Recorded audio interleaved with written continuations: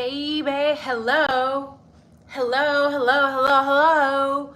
Let me know if the chat is working. Please leave a like, leave a thumbs up, support the channel. Let me know if the chat is working by leaving a message, please. Happy Monday. I'm talking kind of fast because we have a lot of information to cover, but not a lot of time as it's Monday, the day when I work 16 hours, right? So I have a little bit of a break here in between jobs, and we're going to be talking about Enan Harsh. Now, again, if you are new here, welcome to the family. Make sure that you're subscribing. Make sure that you are subscribing to get notifications. If you are not new to the channel, then at the very least you are new to this video, because I have only talked about Enan Harsh one time in the whole going on 3 years that we've had this channel. But we need to delve deep. We are getting close to the trial. Are we going to get another judge, by the way? I'll talk about that tomorrow. Let's focus on Enan Harsh. Let's share this boatload, actually, of information that we have to share about Enan Harsh. Now, Enan Harsh, guys, he goes by Chef Dizzy, right? A lot of people that are new to this crime, to the IDAHO4, to Idaho versus Kohberger, don't realize that actually Enan Harsh was subpoenaed by the defense. Okay, this has been proven. He has said this on several interviews, right? And what's very interesting to me is that he was subpoenaed by the defense after he had done his interview with Truth and Transparency. By the way, if you have not watched that interview, please go watch it, because I personally noticed a massive shift in his demeanor, right? Now, what's interesting to me is that in several videos, Enan Harsh has mentioned that, okay, like the day after the crime was committed, sure, cops went basically door to door, asked people questions, but nothing. It was crickets after that, until he did his interview with Truth and Transparency. What did he say on there? He said that he had seen a black SUV, right? So the fact that Moscow Police Department and detectives and the FBI disregarded him and his behavior, and the fact that he had seen a white vehicle and a black SUV, okay, it is negligent as fudge, right? Now, what we do know about Enan is that he lived like a few doors down. He lived on 500 Queen Road, and in several interviews, he said he did not hang out with the girls, that he only met them in passing, and that was it, right? He did mention that he offered the girls wine one time. He said, I had a bottle of wine and they seemed cool and fun. Okay, to me personally, Enan comes across older than the girls. Okay, now he's 33 years old. I believe he's still living in Moscow. I can't pinpoint it if he's just odd. Does he have some sort of mental health condition, or is he just neurodivergent, or is he just regular weird, right? Because I went back, I watched a lot of the interviews, and some things that I had missed in the early days, I caught recently, right? Now, in every single interview that I've ever heard, all that Enan is mentioning is Kaylee. Kaylee this, Kaylee that, Kaylee, blah, blah, blah. Kaylee wine, this and that, right? It's everything Kaylee. But what's weird is that when we go back and look at his Instagram, the only person that he has been following this entire time is Maddie Mogan. That's right. He was never following, or not that we can see that he was following Kaylee or Xana or Ethan, only Maddie Mogan. And that to me comes across as like he's trying to distract us from Maddie. Here you are in every freaking interview talking about Kaylee, but the only one that you're following is Maddie. Is that a little bit sus to you guys, right? Now, many people think Enan is super suspicious. By the way, these are my opinions, my theories, my conspiracies. Just because we're talking about people does not mean that they're guilty. Everybody is innocent until proven guilty, people. That is extended to Mr. Kohberger as well, right? Now, when I'm looking at Enan up close, okay, it looks like he has bushy eyebrows.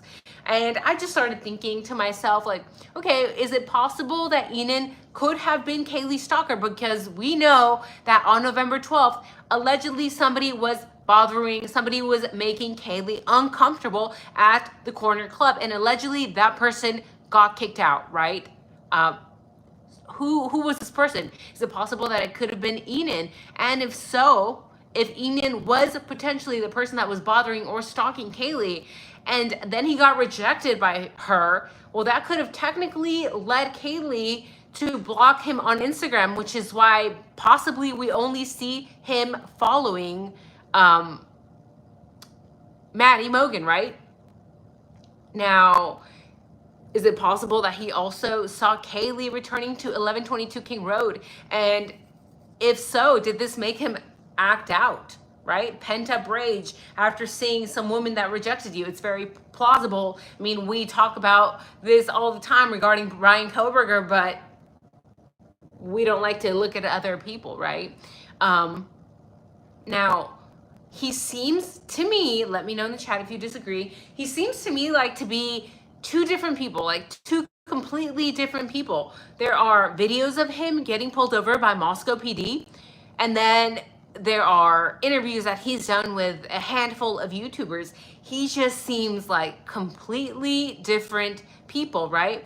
Now, what's weird is I'm gonna be going through this really odd Reddit post. It's very lengthy, so bear with me, that he shared. In this Reddit post that I'm about to share with you guys, he mentions meeting Kaylee and Xana and her boyfriend, but again, he never mentions Maddie. Why is he not talking about Maddie? Why is he not addressing Maddie? Again, the only person that he was actually following, right? To me, it comes across as Enan is doing the same thing as Eric Gower, which is, why are you inserting yourself into this investigation? Like, way too much. It's excessive. And then on top of that, we know that Enan on his Facebook also had a bunch of pictures of knives all over his Facebook prior to the crime, right? So bear with me, guys. I'm pulling up the very weird Reddit post, right? Is it working, by the way? Can you guys see me? Please leave a comment in the chat because I'm having issues with connection.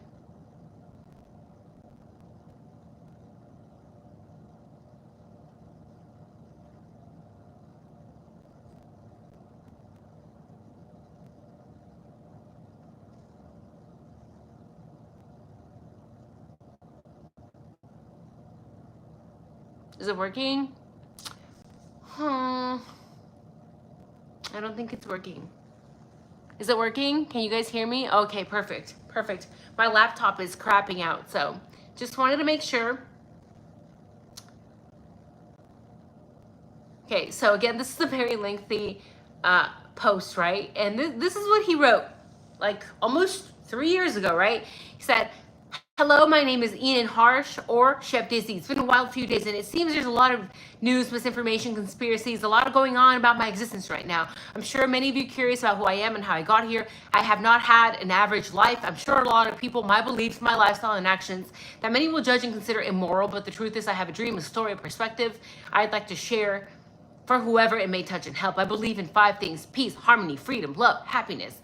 I believe this is something human existence can reach. But unfortunately, greed and corruption has pulled us away from that dream, and the consequences of such has impacting individuals across the globe daily. But first, I would like to send out love and empathy for the family of the victims, unheard of in this town and absolutely horrendous. I cannot say I have ever lost a family member, but in many parts of my life, I've had to grow in harsh environments.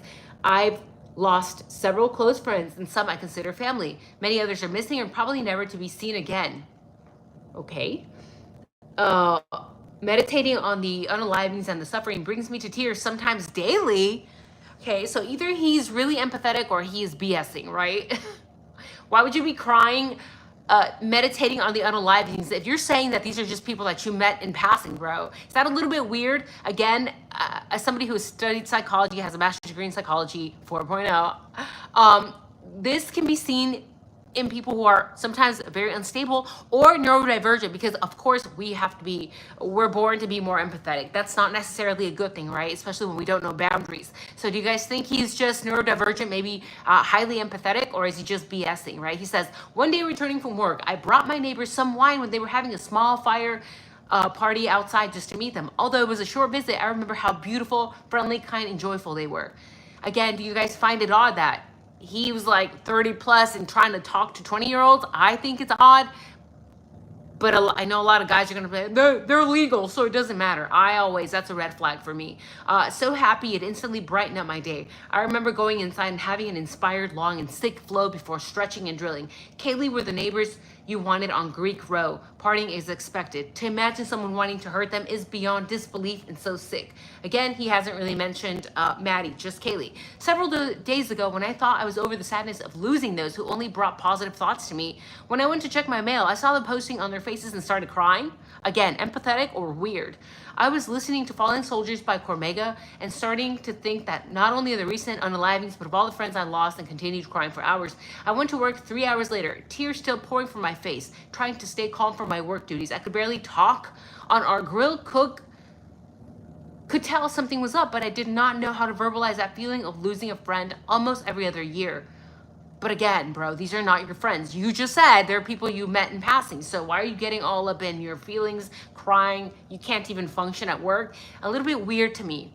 A feeling where you can't focus on anything but the suffering of losing a loved one. The energy burning in you like a fire, causing cuts to be lightning speed, but sloppy.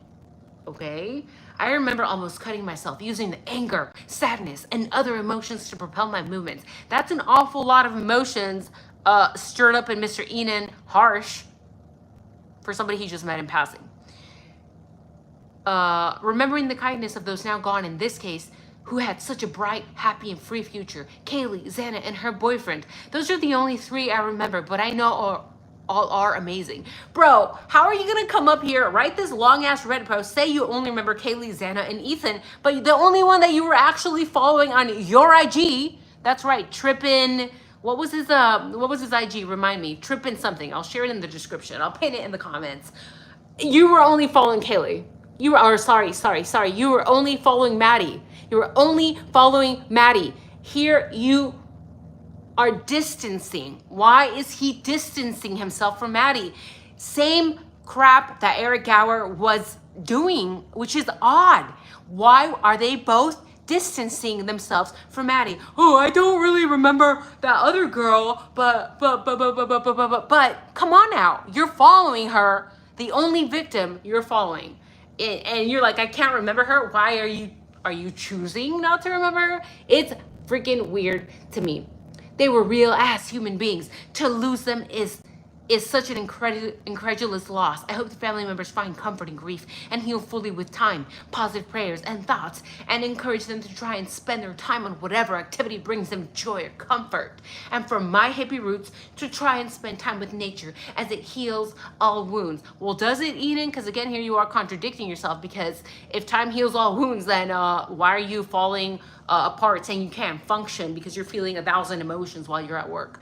He says, while I don't normally support police, I understand them and do think there are some really well-intentioned and good ones in the force. As I have met a few in this case, I do support the homicide department and hope the perpetrator is found and justice is served. While I believe in freedom, there is a line you do not cross, and once you cross that line, it is time to move on to the next physical existence. I hope the family members and close relatives can find peace no matter what the outcome becomes.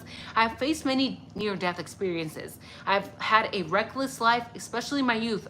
Reckless life, good to know. We'll keep that in the books. Again, from studying psychology, what do we learn? We learn that most people, their personalities don't change, okay? They don't change. If they've been reckless in the beginning, if they've been impulsive, if they've been whatever, their personality, core personality traits don't change. The only thing that changes are external circumstances. So if somebody is always impulsive, yeah, good luck changing that. That impulsivity, for the most part, 99% of people will remain impulsive for the rest of their lives. The only thing that will change is external circumstances, meaning if there is a threat of you ending up in jail or prison or whatever consequences, right?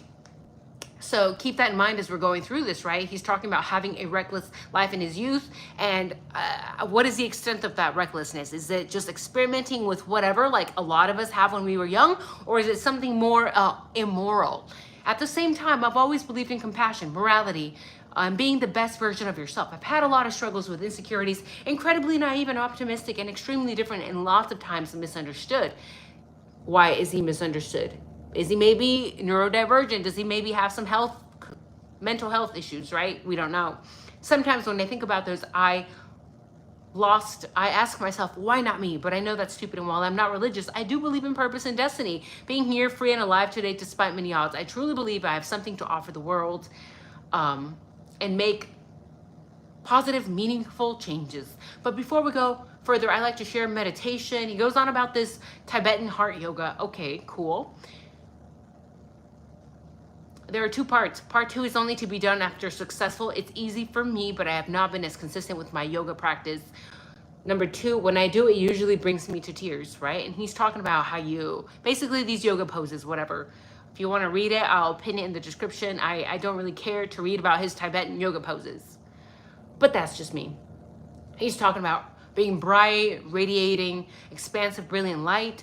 Then he goes on to say, a lot of information and misinformation has been dug up about me. A lot of it is false. The initial media came from a dope friend, butthurt, and I'd like to share my version and set the record straight. It said my car was used in a robbery. My car was in an effing mechanic shop at the time. 12 years ago, I was charged with second robbery with a stolen firearm. Oh, baby boy. Boy, do you have a record. In fact, what's crazy is that people still choose to only look at Mr. Kohlberger and not look at anybody else. While Mr. Kohlberger, we are supposed to believe, committed a horrific crime without a previous record, without any history of violence or whatever. But here we have Enan Harsh, right? Admitting on this Reddit post that he was charged with a second robbery. Not only that, but a stolen firearm, felony possession of mushrooms, MDMA, meth, and opiates. Now, I don't know about you, but there is one thing I know, that doing all those illegal substances is gonna do a little brain damage. It's gonna do a little brain damage. I'm spitting because I'm angry. I'm sorry, guys. It's like,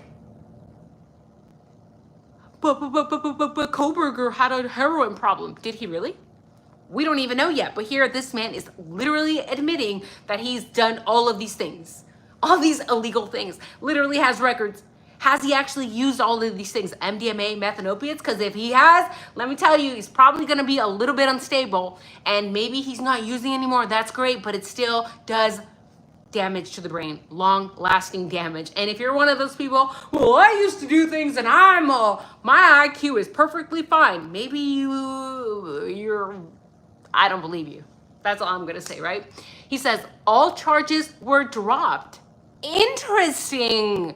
Why would all of those massive effing charges be dropped? He says, rightfully so, in quotations. And I went to prison for possession with intent to deliver of MDMA. Now, there is one thing I know that I learned because of my families in 3-letter agencies like the DEA and for being in the military, is that if you snitch on a If you snitch, guess what? It's you or the other person. It is my opinion that Enan Harsh is a snitch, right? That is the only way that I know that they would drop all of those massive charges. I'm not judging. I'm just saying. I think he snitched, right? To get all of those charges dropped, that's huge.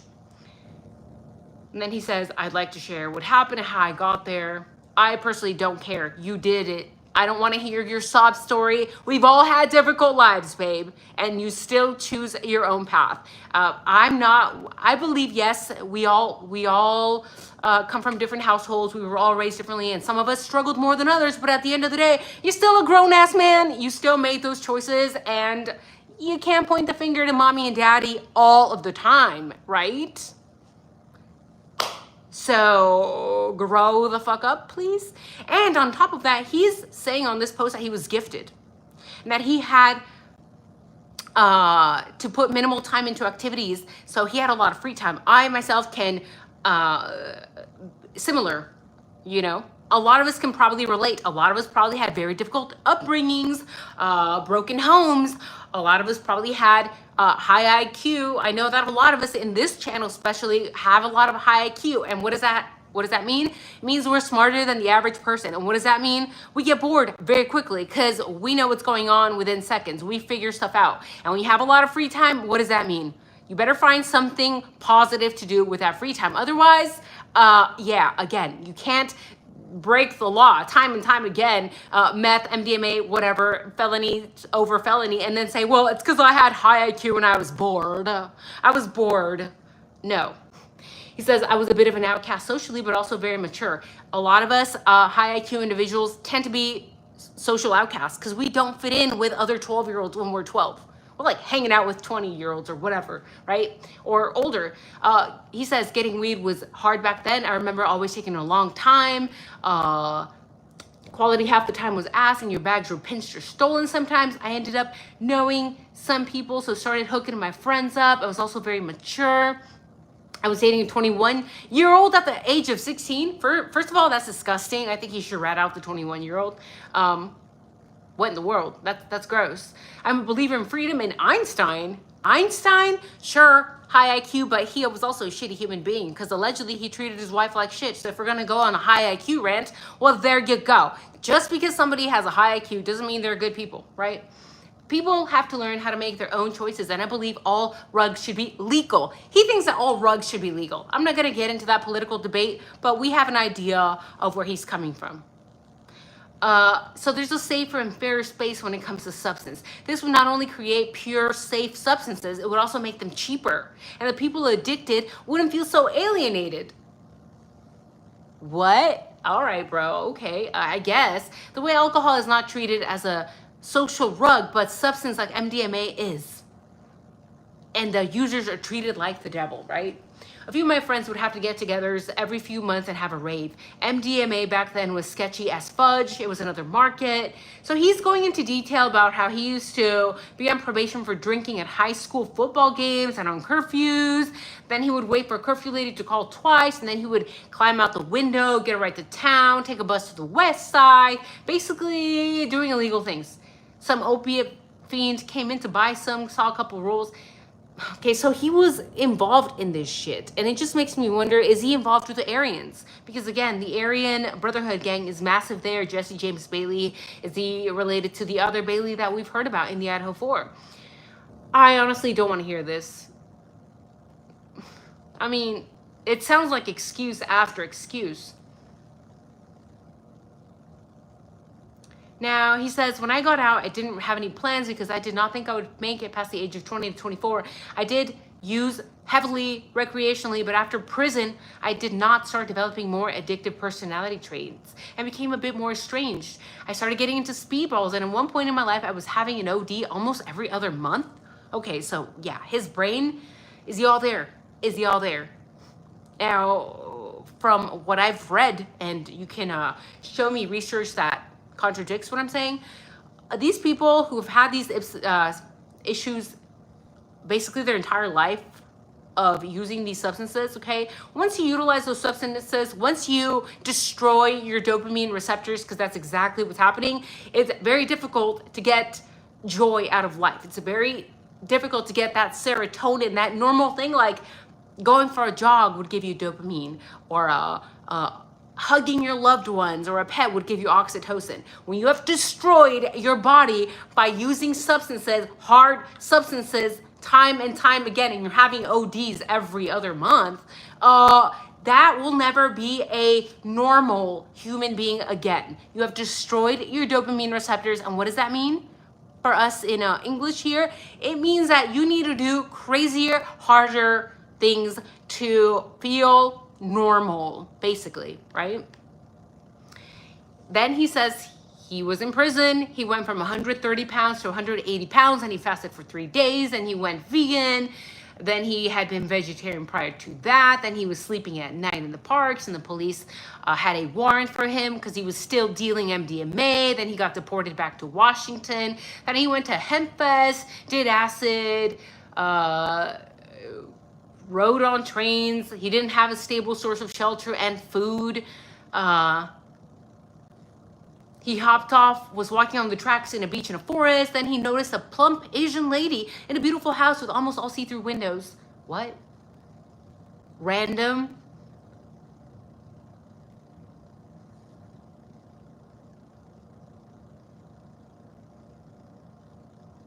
Then he was introduced to the Dalai Lama, not in real life. Then he started reading books by the Dalai Lama, and he was into Buddhism. Okay, blah, blah, blah. Okay. So all I've gotten from this book he wrote here on Reddit is that you did illegal things, and then you went to prison, and then you kept doing illegal things. Okay. Now let's get to the important things that matter here, because we've all seen the pictures of Enan Harsh posting with all the money. He's flaunting money, right? I was living at home, spending all my time practicing contact staffing yoga. 2 years later, I undertook 200 yoga teacher training, started teaching yoga. I kicked habits I struggled with for almost a decade in a month, became the best version of myself. Then I stopped teaching yoga and cut ties with the studio. Then he shot up a bunch of coke. Okay, and I'm sure he's not talking about Coca-Cola. But then he knew he had a problem, so he would buy half a gram at a time. He would do it before his dealer went to bed. Again, what do we see? Back to excuses, back to, oh, life gets hard. Oh, I'm back to using illicit, illegal substances. I found myself with a lot of time, a lot of money. He spent $600 a week shooting up. Wow. I had a lot of energy and passion. Let me guess, is it coming because you're shooting up coke? I mean, he's spending $600 a week, right? I worked up from singles to triple staff. Well, yeah, because you're on coke. It's like, then it was hard to get a job because, you know, he was a felon. Slowly moved up my way at work to prep, then pantry, then flat. Then I got hit by a truck as a pedestrian, fractured some ribs, got a $17K settlement. On the night of the murder, finally, here we go, oh my gosh, I'm sure there's some discrepancies. First, I got home a little late because I was talking to one of my co-workers after work. When I went home, it was pretty normal. I made some tea, did some drills. I think I played a game of LOL. I don't know what that is. I went to bed and heard nothing out of the ordinary. When the cop knocked on my door the next day and asked if I heard anything, I was like, no, nothing unusual. I didn't know there was a murder, so small details like a faint scream in the distance, one of my neighbors getting home, closing the car door, closing the front door were not on my mind. I noticed I was quoted as heard screaming. This is not true. I heard a scream, faint and party-like to my half-asleep eyes. To be clear, there's probably at least 5 screams every Saturday. Even on dead nights, you'll probably hear at least someone making loud noises at some point. Small detail, but in this situation, I think screaming and a scream are very different, and small details matter. That's right. Some of you are wondering what stick juggling is, and I'd love to share. We've seen him stick juggling, and I don't really care to talk about that either. I want to just point out some things. Again, the only thing that I'm getting away from this book he wrote on Reddit is that he's talking about everybody except that girl, except that other girl that I don't remember her name. Oh, you mean Maddie? You mean the only girl that you were actually following? You mean the only victim that you actually followed on your Instagram? Why are you pretending you don't know her? I mean, I don't know. Oddly, he made all this about himself. I think this is weird. This is weird, right? Like, you know, I don't know anything else about Enan Harsh except that this is strange. He drew attention to himself and continued to do so. He obviously didn't get an attorney, but he was here on Reddit, and then he went and did all these interviews on freaking YouTube. We saw the interview with Truth and Transparency, and there he gave a lot of details. He talked about the white vehicle that he saw, and then he talked about the black SUV. Did you tell any of that to the cops? I don't think so. That's why he was subpoenaed later on. And I don't know about you, let me know, but to me, he looks, how tall is Enan Harsh? Let me know. How tall do you think he is? We know he's 33 years old. He is a strange dude. That's all I'm going to say. That doesn't mean he was involved, but to me, he definitely does look like he has bushy eyebrows at the very least, right? This entire post is extremely confusing to me. Like, how does this have anything to do with his life and what he went through? Like, there's literally one paragraph that mentions where he was at the night of. It's confusing and really, really strange. Like, why, first of all, Enan, would you bring your underage neighbor's wine, right? And he continues to mention Maddie's name, acting as though he's not familiar with her, but like, you follow her on Instagram, bro. Is that a little bit weird? And then he mentions a plump Asian lady. I'm like, what? Who lived in a house with all see-through windows. You know what I take away from that? Voyeurism. Maybe he just happened to be walking down and like happened to see a plump Asian lady through like glass windows or whatever. But I'm like, what in the world is he talking about? Like, is that voyeurism? Why do you remember this plump Asian lady that you're looking at a house with all see-through windows? That's really weird to me. You know, I want to ask him, when you got home from work on the night of the crime, did you use any substances? Like, were you under the influence of anything? Or can you actually claim that you heard a scream? Or were you under, you know, under the influence of something? Okay, this is supposed to be about 4 people that were horrifically unalived, right?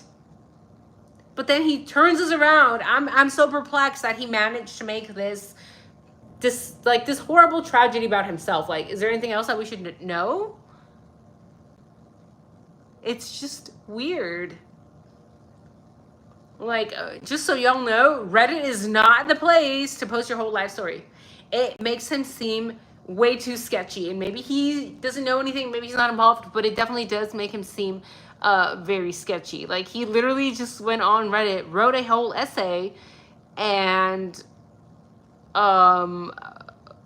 that's a lot to unpack. Okay, that's a lot to unpack, right? You know, did you hear a scream or did you not? You know, and a lot of people are judging his character more after this post than after some article. He supposedly is coming on here to clear his name, but it's like, bro, you just made this like 10 times worse for yourself, right? So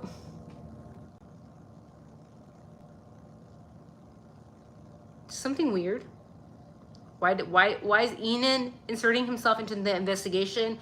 Way too much, just like Eric. Why did he have knives all over his Facebook? Is this like an Idaho thing? By the way, did you guys see what happened in Idaho recently? If you've been watching the news, what is in that water in Idaho? There is something in the water, I swear.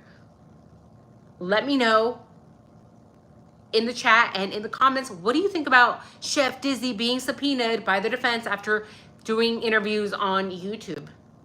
Do you think that we can believe him?